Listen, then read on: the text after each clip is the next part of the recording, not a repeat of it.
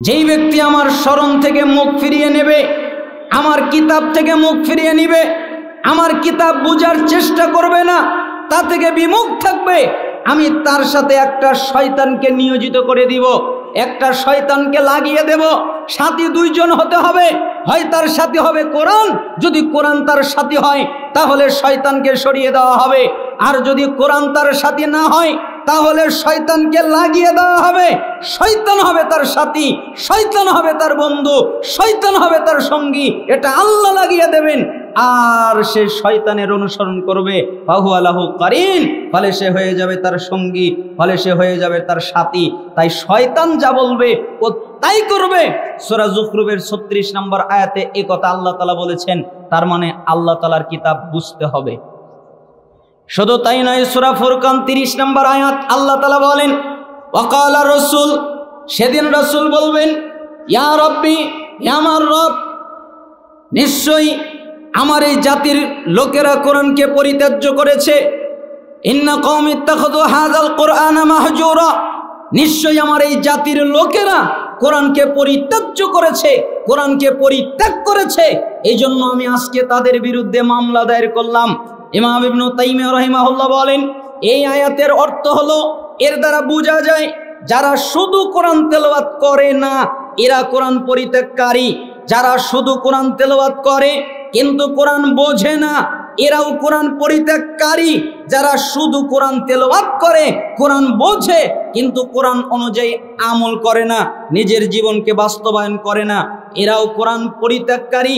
যারা কোরআন তেলাওয়াত করে, যারা কোরআন বোঝে, যারা কোরআন অনুযায়ী আমল করে, এরাই হলো কোরআনকে গ্রহণকারী। এর একটাও যদি ছেড়ে দেয় তাহলে তারা কোরআন পরিত্যাগকারী। আর এদের প্রত্যেকের বিরুদ্ধে রাসূল মামলা দায়ের করবেন, আমার জাতির লোকেরা কোরআনকে পরিত্যাগ করেছে, তাই আমি তাদের বিরুদ্ধে মামলা দায়ের করলাম।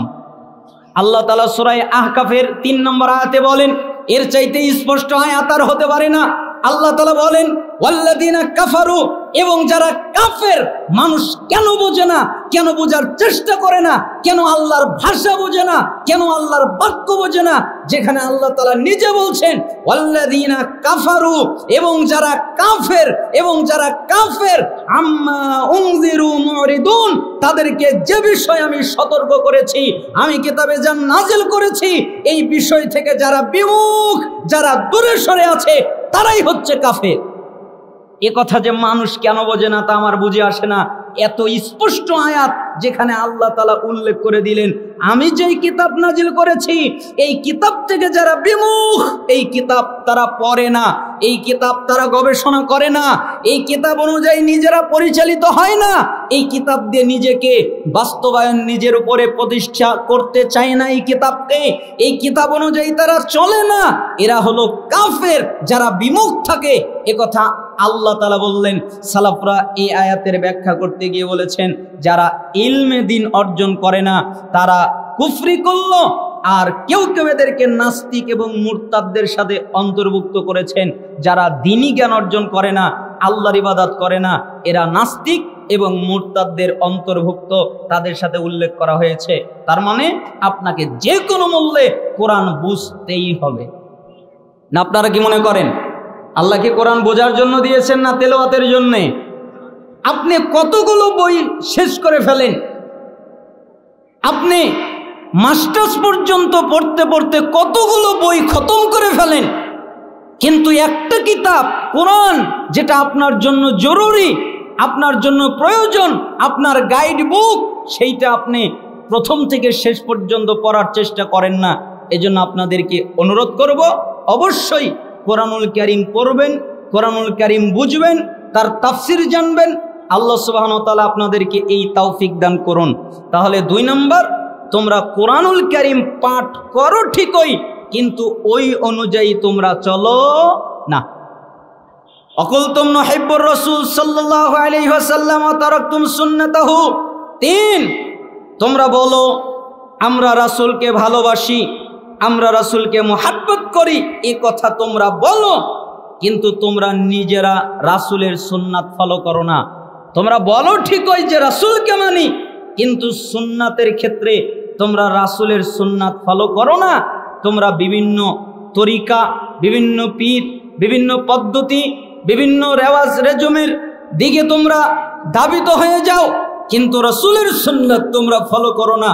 অথচ বলার সময় বলো যে আমরা রাসূলকে মহাব্বত করি।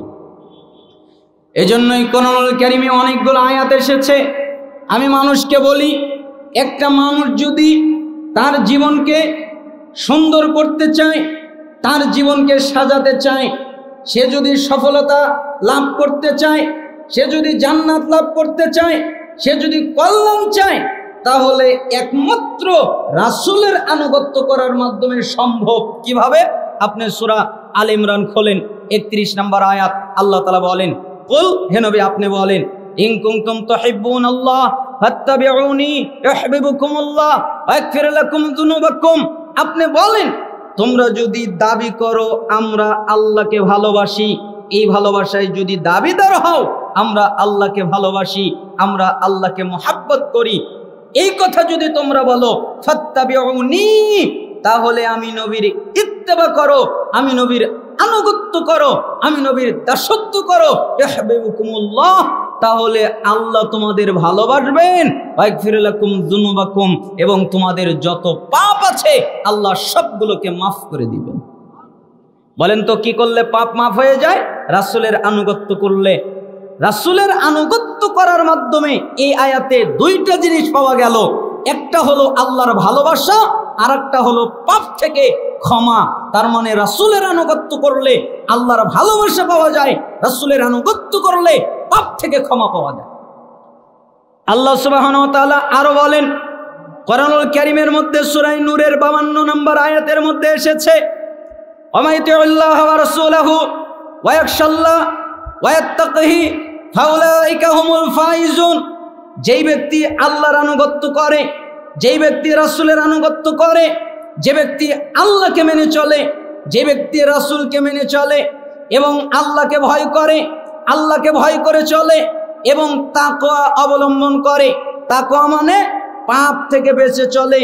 যে যত বেশি পাপ ত্যাগ করতে পারে সে তত বড় মুত্তাকি। তার মানে পাপ থেকে বেঁচে চলে। ফাউলাইকা হুমুল ফাইজুন, এরাই হলো সফল কাম। আর সালাফরা বলতেন সফল কাম মানে এরা হলো জান্নাতি, কারণ যারা জান্নাতি তারাই হচ্ছে সফল কাম। আল্লাহ তাআলা সূরা আরাফের 158 নম্বর আয়াতে বলেন, ফাআমিনু বিল্লাহি ওয়া রাসূলিহিন নাবিয়্যিল উম্মিয়্যি আল্লাযী ইউমিনু বিল্লাহি ওয়া কালিমাতিহি ওয়াত্তাবিউহু লাআল্লাকুম তাহতাদুন। তোমরা ঈমান আনো আল্লাহর প্রতি এবং আল্লাহর সেই উম্মি নবীর প্রতি, যেই নবী আল্লাহর প্রতি ঈমান এনেছেন এবং আল্লাহ যেই কিতাব নাজিল করেছেন ওই কিতাবের প্রতিও ঈমান এনেছেন। ওয়াত্তাবিউহু, তোমরা এই নবীর আনুগত্য করো, তোমরা এই নবীর অনুসরণ করো, তোমরা এই নবীর ইত্তেবা করো, লাআল্লাকুম তাহতাদুন, তাহলে তোমরা হেদায়েত প্রাপ্ত হবে। আল্লাহ তোমাদেরকে হেদায়েত দান করবেন। তার মানে রাসূলের আনুগত্য করলে হেদায়েত পাওয়া যায়। এজন্য আমি মানুষকে বলি, চারটা জিনিস যদি মানুষ পেয়ে যায় তার আর কিছু লাগে না। এক, আল্লাহর ভালোবাসা। দুই, হেদায়েত। তিন, পাপ থেকে ক্ষমা। চার, জান্নাত। আচ্ছা বলেন তো, এই চারটা জিনিস যদি কেউ পেয়ে যায় তার কি আর কিছু লাগে? আর এই চারটা জিনিসই পাওয়া যায় রাসূলের আনুগত্য করার মাধ্যমে, রাসূলের ইত্তেবা করার মাধ্যমে। গোটা দেশ, প্রত্যেকটা মানুষ রাসূলকে মহব্বত করে, এটা দাবি করে, কিন্তু রাসূলের সুন্নাতের উপর দিয়ে ছুরি চালিয়ে দেয়। এরা দাবি করে রাসূলকে মহব্বত করি, রাসূলকে ভালোবাসি, কিন্তু রাসূলের সুন্নাতকে উপেক্ষা করে, রাসূলের সুন্নাতকে ঠাট্টা করে, রাসূলের সুন্নাতকে বিদ্রূপ পর্যন্ত করে। আজকে ঠিক পর্যন্ত সুন্নাত পালন করা যায় না। কিছুদিন আগে এক ছেলে আমিন বলল, এই কারণে তাকে মসজিদ থেকে পিটিয়ে বের করে দেওয়া হলো, হাসপাতালে বন্দী হয়ে থাকলো কিছুদিন। তাহলে তার দোষ ছিল কি? তার কোনো দোষ নেই। রাসূল সাল্লাল্লাহু আলাইহি সাল্লাম এবং তার সাহাবীরা জোরে আমিন বলতেন, তাই ছেলেটা জোরে আমিন বলেছে, এটাই তার দোষ। কত জায়গায় কত তাওহীদবাদী মুসলমান ভাইরা রয়েছেন যারা সুন্নাত পালন করার কারণে তাদেরকে উপেক্ষা করা হয়, তাদেরকে সমাজ থেকে বয়কট করা হয়, তাদেরকে সমাজ থেকে ত্যাগ করা হয়, তাদেরকে সমাজের বিরুদ্ধে উস্কানিমূলক লোক এই কথা তাদের বিরুদ্ধে লাগিয়ে দেওয়া হয়। কেন? তারা সুন্নাত আমল করে, সুন্নাতের উপরে অটল থাকে। তাই এই জন্যই রাসূল সাল্লাল্লাহু আলাইহি সাল্লামের উপরে বারবার আয়াত নাজিল হয়েছে, বারবার হাদিস নাজিল হয়েছে, বারবার যতগুলো আয়াত এবং হাদিস পড়া যায় সুন্নাতের উপরে, তার দ্বারা বোঝা যায় একমাত্র সুন্নাতের ভিতরে কল্যাণ রয়েছে, এছাড়া আর কোনো পদ্ধতি আর কোনো তরিকার মধ্যে কল্যাণ থাকতে পারে না। সেজন্য আপনাকে সুন্নাত ফলো করতে হবে। তাই সালাফ বললেন, তোমরা তো বলো আমরা রাসূলকে ভালোবাসি, কিন্তু তো সুন্নাত পালন করো না, এজন্য তোমাদের দোয়া কবুল হয় না। অকুলতুম নালানু ইবলিস ওয়াতাতুমুহু, 4 তোমরা বলো ইবলিস খারাপ, ইবলিস মন্দ, ইবলিস জঘন্য, এ কথা তোমরাই বলো। আচ্ছা, আপনারা কি মনে করেন ইবলিস খারাপ না ভালো? খারাপ না? এজন্য তোমরাই বলো ইবলিস খারাপ, ইবলিস জঘন্য, ইবলিস মন্দ, কিন্তু তোমরা নিজেরা ওই ইবলিসকেই মানো, ঠিক না? ইবলিস আমাদের চিরশত্রু না? আমাদের শত্রুকে ইবলিস, কিন্তু আমরা সেটা নিতে পারিনি। আমরা মানুষের বিরুদ্ধে এখন শত্রুতা করি, মানুষের বিরুদ্ধে লেগে যায়, একজন আরেকজনের বিরুদ্ধে কিভাবে লেগে পড়তে পারে এই প্রতিযোগিতায় তারা মেতে ওঠে। অথচ হাদিসের মধ্যে এসেছে, আবু হুরায়রা রাদিয়াল্লাহু আনহু তিনি বলেন, একটা সুন্দর চমৎকার হাদিস আপনাদের সামনে অনুবাদ করি। আবু হুরায়রা রাদিয়াল্লাহু আনহু তিনি বলেন, রাসূলুল্লাহ সাল্লাল্লাহু আলাইহি ওয়াসাল্লাম বলেছেন, লা তাহাসাদু, তোমরা পরস্পরে হিংসা করো না, একজন আরেকজনের সাথে হিংসা করো না। ওয়ালা তানাজাসু, তোমরা একে অপরের বিরুদ্ধে গিয়ে একে অপরের মধ্যে দালালি করো না, দালালি করে দাম বাড়িয়ে দিও না। ওয়ালা তাবাগাদু, তোমরা নিজেদের মধ্যে বিদ্বেষ রেখো না, একে অপরজনের সাথে বিদ্বেষ রেখো না। ওয়ালা তাদাবারু, তোমরা কারো পিছু নিও না, পিছনে খুঁজে খুঁজে বের করো না এই লোকটা কি দোষ করেছে, তাহলে তোমরা পরস্পরে হিংসা করো না, তোমরা একে অপরের হয়ে দালালি করো না, তোমরা নিজেদের মধ্যে বিদ্বেষ রেখো না, তোমরা কেউ কারো পিছনে নিও না। ওয়ালা ইয়াবি বাদুকুম আলা বাইবাদ, তোমরা কারো কেনা বেচার সময় আগ বেড়ে কিনতে যাও না। তোমার ভাই কোনো জিনিস কিনতে গেছে, তুমি যদি ওই জিনিসটা কিনতে যাও তাহলে তোমার ভাইয়ের কষ্ট হবে, তাই তুমি ওই জিনিসটা কিনিও না। আবার তোমার ভাই কোনো জায়গায় বিবাহের প্রস্তাব দিয়েছে, এখন তুমিও যদি ওই জায়গায় বিবাহের প্রস্তাব দাও তাহলে তোমার ভাই কষ্ট পাবে। আগে তোমার ভাই সরে যাক, সে যদি তার মতকে পাল্টিয়ে নেয় তাহলে তুমি প্রস্তাব দিতে পারো, তাহলে তুমি কিনতে পারো।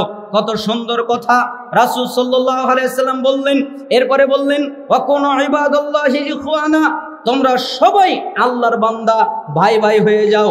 আল মুসলিম আকুল মুসলিম, মুসলমান মুসলমানের ভাই, প্রত্যেকটা মুসলিম আর একজন মুসলিমের ভাই।